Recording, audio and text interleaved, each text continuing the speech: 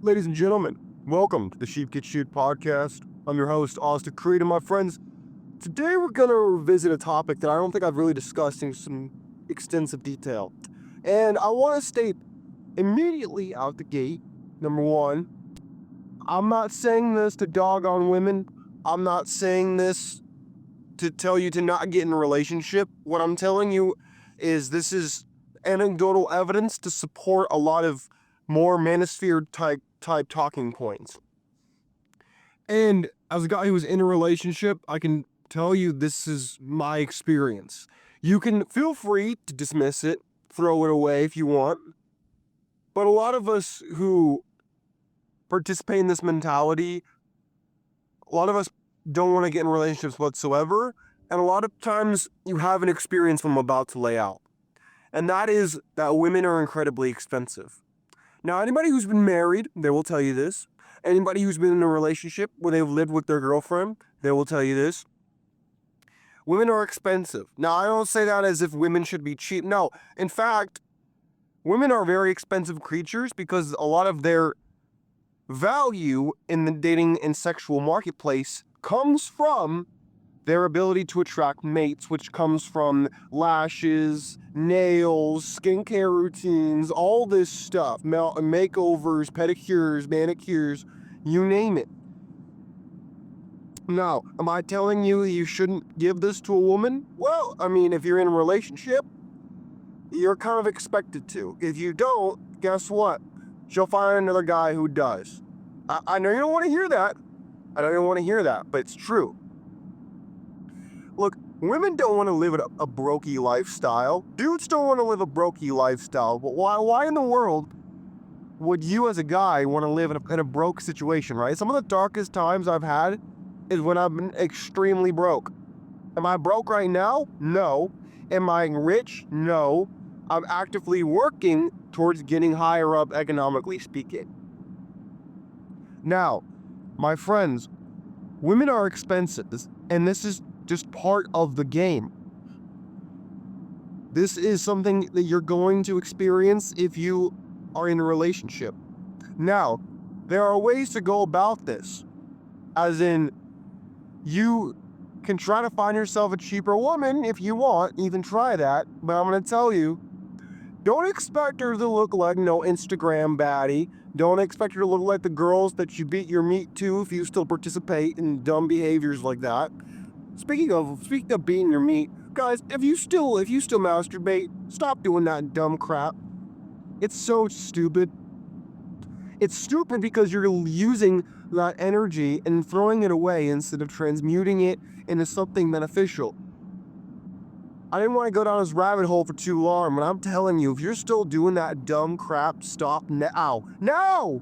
It's a new year. Step your game up now.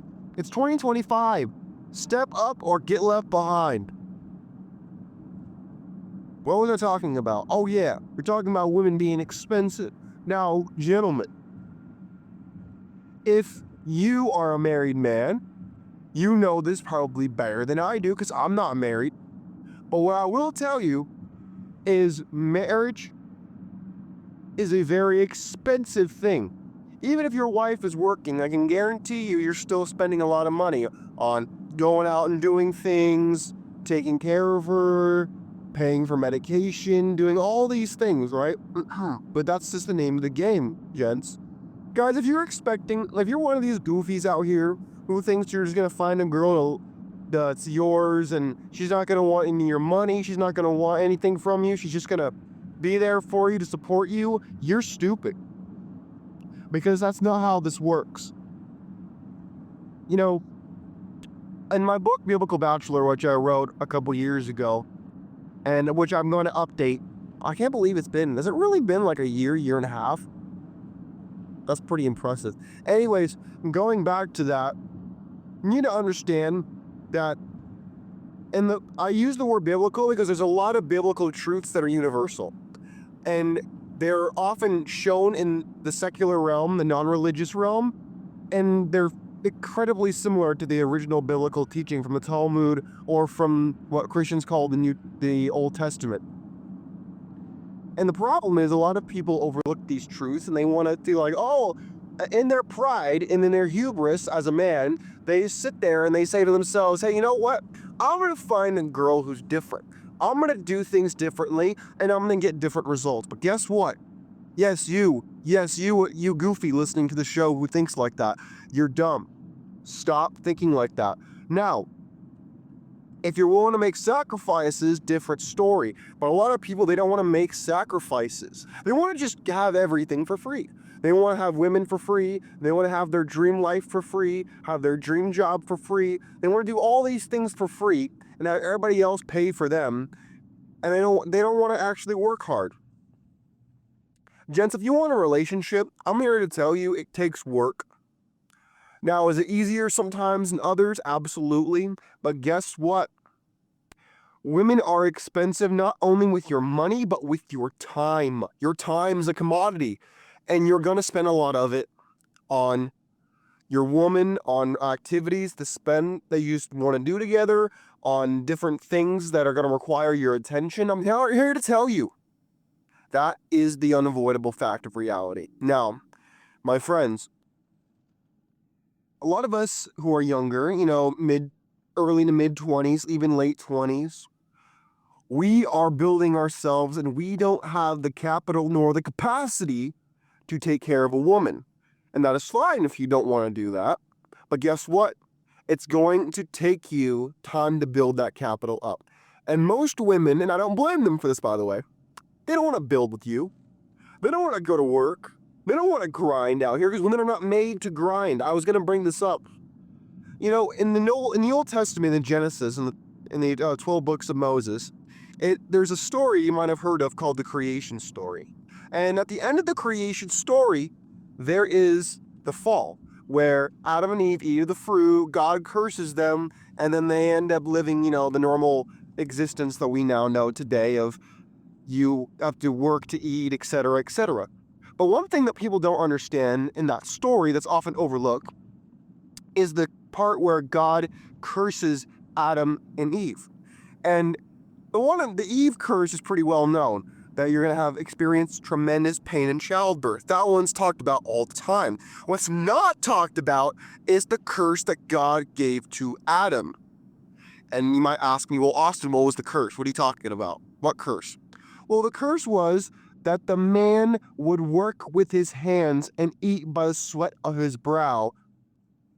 By the sweat of your brow you shall eat, is what the scripture says. By the sweat of your brow you will eat, and the earth will produce thorns and thistles. So the curse for the woman was to experience pain in childbirth. The curse for the man was to experience pain in working the ground to produce the food for him to eat. In other words, man is cursed to work, woman is cursed to experience pain, both in wanting her husband's position and in producing children in labor, incredibly painful. Now, gentlemen, the reason I bring that up is not to give you a Bible school lesson. The reason I bring that up is because a lot of dudes are trying to cheat the system. They want a woman, but they don't want to work. They want to be rich, but they don't want to work. They don't want to sacrifice. They don't want to potentially kill themselves busting their behind to work. They don't want to risk things and lose. They don't want to do any of those things, but they want all of the good that comes with none of the, and they want none of the bad. And gentlemen, I'm here to tell you, you're not going to find that. There are laws of the universe that you will not bypass, just like one I laid out for you just now. Not going to happen. Oh, and feel free to try, by the way. If you really want to, feel free to try and tell me how I'm wrong. But here's the problem, my friends. Women are expensive. And if you're going to try to cheat the system, good luck, because you're not going to win in the long run. You're going to have to sacrifice. And the more you don't want to sacrifice, the more you're going to look stupid when it's highlighted to me and everybody else that you're sitting there and you're crying about how, oh, I've been working so hard. Why am I not getting the results I want? Well, what did you risk? Well, I'm still working that punk job I hate. I didn't start that business I wanted. And I'm having sex with all these fat bitches, and I'm not willing to stop going to the club. I'm not willing to stop spending money on video games. I'm not willing to do anything but just, do what I'm doing right now, and I want the results. Man, you'll slap yourself in the face for being a moron. That's not going to work. It's not going to work. And I'm here to tell you, if you want to get the results in life, whether it's you want to get women, you want to get wealth, you want to travel, whatever it is you want to do, you're going to have to give up something. You're going to have to take risks. And the more you try to avoid that, the more you're going to end up in the same place you started from, which is Nowhereville. Being unhappy, being disappointed. That's what you're going to find, and that's what you're going to become. And my friends, I'm not trying to talk down to you to make you feel like a bad person or that you're a failure or anything like that. I'm trying to give you some tough love so that you stop hating your life and you can look back and say, you know what? Wow, I listened to that guy, Austin, who I thought was a punk, who I thought was just trying to be a hater. I listened to that guy, and holy crap, I changed my life. I feel better. My bank account looks better. All this stuff. That's what I want for you. I don't want you to sit there and be like, man, F this guy Austin who's talking about all this stuff and he's making me feel bad. I'm not trying to make you feel bad. I'm not trying to make you feel like you're a loser. I'm not trying to make you feel anything other than motivated to go do something with your life. That's what I want.